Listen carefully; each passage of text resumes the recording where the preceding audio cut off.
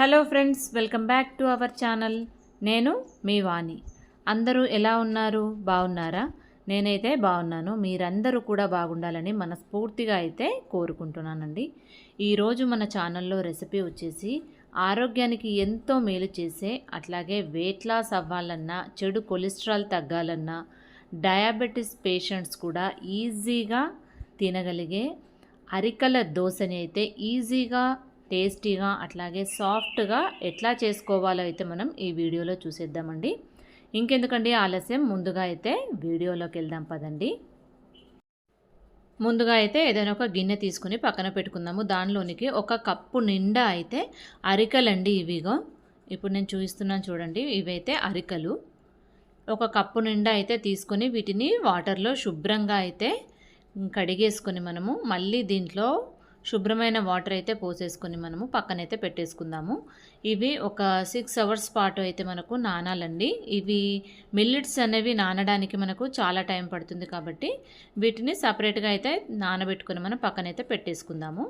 ఇప్పుడు ఒక కప్పు కంటే కొద్దిగా లోపలికి అయితే మనం మినపప్పునైతే తీసుకుందాము. అరికల క్వాంటిటీ అనేది కొద్దిగా ఎక్కువగా ఉండాలి. మనకు మినపప్పు అనేది కొద్దిగా తక్కువగా అయితే ఉండాలి. ఇప్పుడు దీంట్లోనికి ఒక 1/2 టీ స్పూన్ మెంతులు, అట్లాగే ఒక 3 టేబుల్ స్పూన్ల శనగపప్పునైతే వేసుకోవాలండి. చూసారు కదా, ఈ శనగపప్పు వలన మనకి మంచి కలర్ అయితే వస్తుంది. ఇప్పుడు దీంట్లోనికి 1/2 కప్పు కంటే కొద్దిగా లోపలికి అటుకులండి. దొడ్డటుకులు, ఇవి సన్నవి కాదు, దొడ్డటుకులు. అటుకుల్ని కూడా దీంట్లోనికి అయితే వేసేసుకొని వాటర్ వేసుకొని వీటన్నిటిని కూడా శుభ్రంగా ఒకసారి కడిగేసి వాటర్ పక్కన తీసేసుకొని దీంట్లో మళ్ళీ ఫ్రెష్ వాటర్ వేసుకొని వీటిని కూడా మనం నానబెట్టుకోవాలి. ఇవన్నీ కూడా మనకు 6 to 7 అవర్స్ వరకు అయితే మనము నానబెట్టుకొని అయితే పక్కనైతే పెట్టేసుకుందాము. వీటన్నింటినీ కూడా మనం మార్నింగ్ నానబెట్టుకున్నాం అనుకోండి, నైట్కి అయితే మిక్సీకి అయితే పట్టేసుకోవాలి. చూసారు కదా, ఇవన్నీ కూడా మనకి అటుకులు అట్లాగే ఇవన్నీ కూడా చక్కగా అయితే నానిపోయాయి. ఇప్పుడు వీటిని మిక్సీ జార్ తీసుకొని మిక్సీ జార్లోనికి అయితే వేసేసుకుందాం. వీటన్నింటినీ కూడా మిక్సీ జార్ మూత పెట్టేసుకొని వీటిని మిక్సీకి అయితే పట్టేసుకుందామండి. ఇప్పుడు ఇదైతే చాలా ఫైన్ పేస్ట్లా అయితే మనకి మిక్సీ అయితే అయ్యింది. చూడండి ఒకసారి, చాలా చక్కగా అయితే మిక్సీ అయితే అయింది. దీని అంతటిని కూడా ఏదైనా ఒక గిన్నె తీసుకొని దాంట్లోనికైతే మొత్తం అంతా కూడా షిఫ్ట్ చేసుకుందాము. చూసారు కదా, ఓన్లీ ఇప్పుడు నేను వేసింది మినప్పప్పు, అట్లాగే అటుకులు, మెంతులు అవన్నీ కలిపి నానబెట్టాం కదా, వాటిని మాత్రమే మిక్సీకి వేసాను ఫస్ట్. వీటన్నిటిని దీన్ని మొత్తం అంతా దీంట్లోనికైతే షిఫ్ట్ చేసుకుందాం. ఇప్పుడైతే మనం అరికలను అయితే నానబెట్టుకున్నాం కదా, వాటర్ అన్నీ కూడా వంపేసుకొని పక్కకి ఇప్పుడు వాటిని కూడా మనం మిక్సీ జార్లోనికైతే వేసుకొని మిక్సీకి అయితే పట్టేసుకుందామండి. ఇది మనకు కొద్దిగా బరకగా ఉన్నా పర్వాలేదు, కాకపోతే మనకు కొంచెం మెత్తగా అయిందనుకోండి దోశలు అనేవి చాలా చక్కగా అయితే వస్తాయి. వీటన్నిటిని కూడా మిక్సీ జార్లోనికి వేసుకొని మనము మిక్సీకి అయితే పట్టుకుందాము. చూసారు కదా, ఇవి కూడా చాలాసేపు వరకు మనకు నానాయి కాబట్టి చాలా మెత్తగా అయితే పేస్ట్లా అయితే అయ్యింది. చూసిండు కదండి. ఇక వీటన్నింటిని కూడా మనం ఒక దగ్గర వేసేసుకొని వీటన్నింటిని కూడా చక్కగా అయితే మొత్తం అంతా కలిసే విధంగా అయితే మిక్స్ చేసుకోవాలి.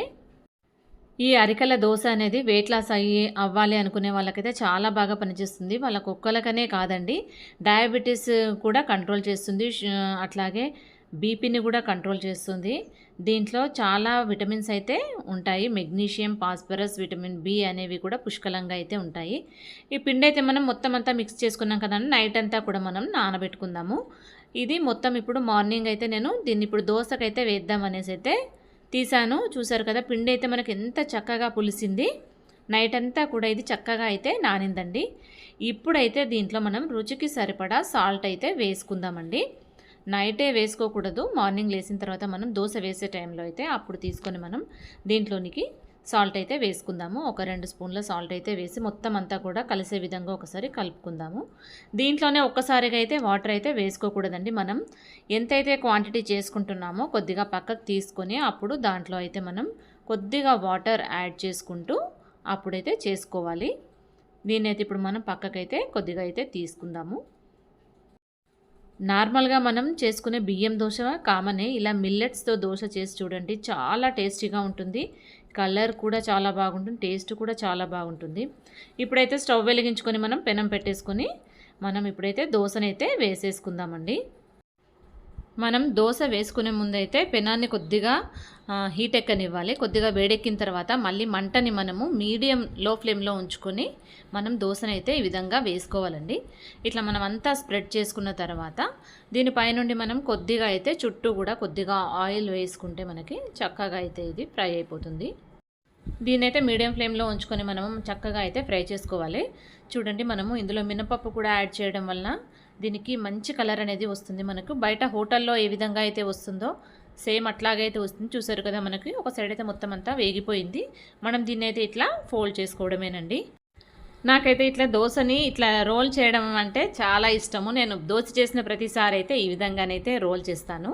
మనకు హోటల్ స్టైల్లో అయితే ఉంటుంది. చూసారు కదా, టేస్ట్ అట్లాగే ఉంటుంది, కలర్ కూడా అట్లాగే ఉంటుంది. సేమ్ అట్లాగే మనం ఇంకో దోశను కూడా ఇట్లాగే వేసుకుందాము. ఇది నార్మల్ మనం ప్రతిసారి కూడా బియ్యం దోశ వేసుకుంటాం కదా, అలా కాకుండా అప్పుడప్పుడు ఇలా మిల్లెట్స్ దోశ వేసుకున్నాం అనుకోండి, హెల్త్కి కూడా చాలా మంచిది. అట్లాగే వెయిట్ లాస్ అవ్వాలనుకునే వాళ్ళైనా, అట్లాగే షుగర్ కంట్రోల్లో ఉంటుంది, బ్లడ్ ప్రెషర్ కూడా కంట్రోల్లో ఉంటుంది. దీంట్లో చాలా విటమిన్స్ అండ్ మినరల్స్ ఉంటాయి కాబట్టి మిల్లెట్స్ దోశ అనేది ఆరోగ్యానికైతే చాలా హెల్త్కి చాలా మంచిదండి. మీరు కూడా ఒకసారి తప్పకుండా అయితే ట్రై చేసి చూడండి.